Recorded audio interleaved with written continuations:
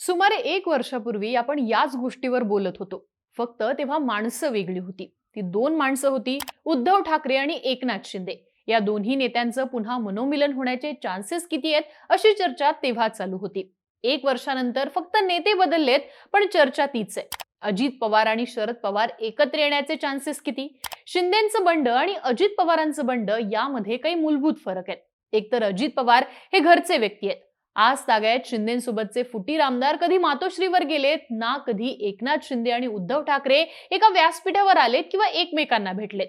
पवार घराण्याची गणितं मात्र जरा वेगळी आहेत. शपथविधी झाल्या झाल्या अजित पवार शरद पवारांच्या सिल्वर ओकवर गेले. अधिवेशनाच्या 1 दिवस आधी आपल्या सोबतच्या सगळ्या मंत्र्यांना घेऊन वायबी चव्हाण सेंटरवरती पवारांना भेटायला गेले.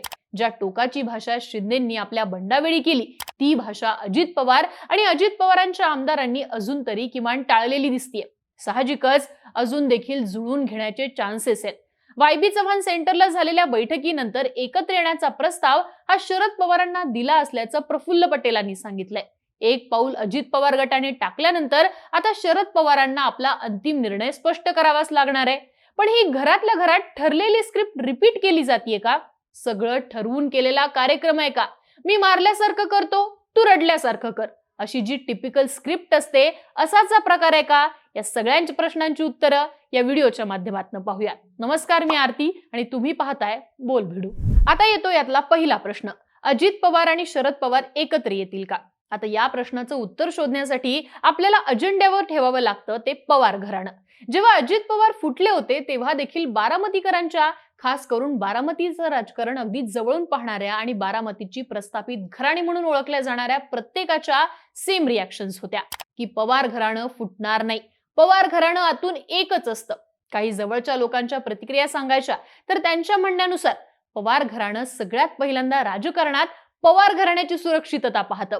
हे गृहीत धरायचं तर चौकशीचा फेरा अजित पवारांच्या भोवती होता, तर दुसरीकडे जाहीरपणे मोदींच्या भूमिकेसोबत जाणं ही शरद पवारांची अडचण होती. मग अशा वेळी अजित पवारांसह इतर नेत्यांना सोबत पाठवून पवार घराण्याच्या चौकशीचा फेरा संपवण्याची रणनीती शरद पवारांनी आखली होती. आता या शक्यता बाजूला ठेवून जरी बोलायचं झालं तरी समजून घेतलं पाहिजे की जेव्हा घराण्यावरती येईल तेव्हा शरद पवार नेमका कोणता निर्णय घेतील.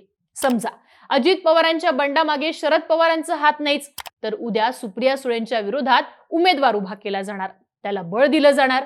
दुसऱ्या उमेदवारांच्या विरोधात तुल्यबळ उमेदवार उभा केले आणि सुप्रिया सुळेंना जर पास दिला तर असं राजकारण अजित पवारांना करून चालणारच नाही. रोहित पवारांच्या बाबतीत सुद्धा तीच स्क्रिप्ट रिपीट होणार. मग अशा वेळी घर फुटण्याची वेळ शरद पवार येऊन देणार नाहीत.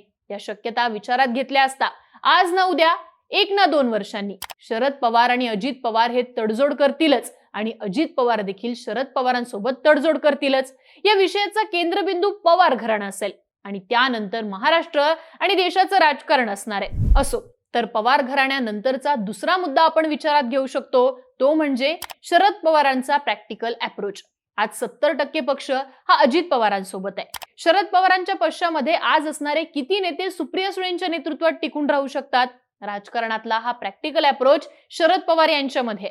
अजित पवारांची पक्षावरती कमांड आहे हे आता तरी शरद पवारांना मान्य करावंच लागणार आहे. अजित पवारांनी आपल्या सोबतच्या आमदारांचा आकडा स्पष्ट केला नसला तरी शरद पवारांसोबत आज फक्त 15 आमदार आहेत असं सांगण्यात येते. यातले अजूनही 5 आमदार हे अजित पवारांच्या संपर्कात असल्याचं देखील बोललं जाते.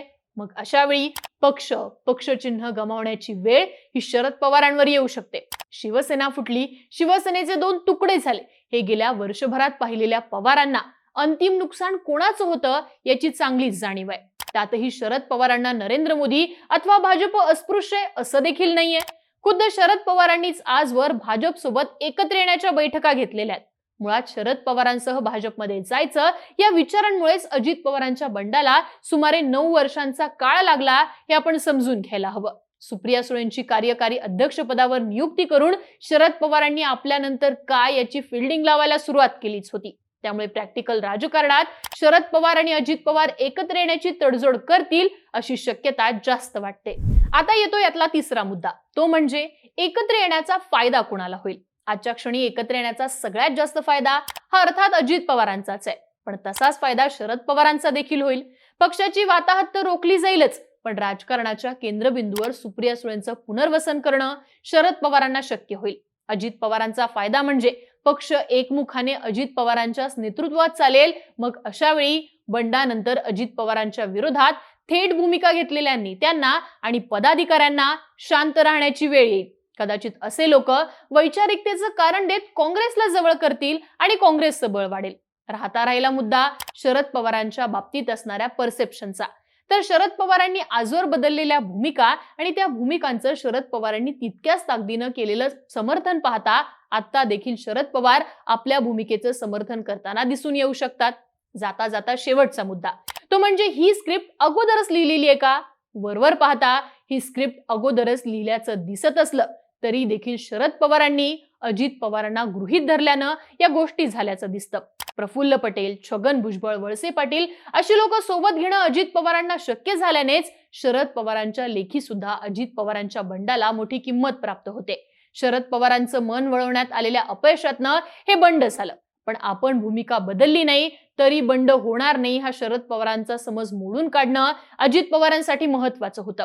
आपल्या पहिल्या भाषणातनं का, कशासाठी, कधी थांबणार असे प्रश्न विचारत अजित पवारांनी ही गोष्ट सप्रमाण दाखवून दिली होती. शरद पवारांनी राजीनामा देऊन थांबण्याचा विचार केला होता आणि त्यानंतर राष्ट्रवादी काँग्रेस अजित पवारांच्या नेतृत्वात सत्तेत सहभागी होणार होतीच. मात्र जितेंद्र आव्हाडांसह पक्षाच्या इतर नेत्यांची रिॲक्शन पाहता शरद पवारांनी माघार घेतली.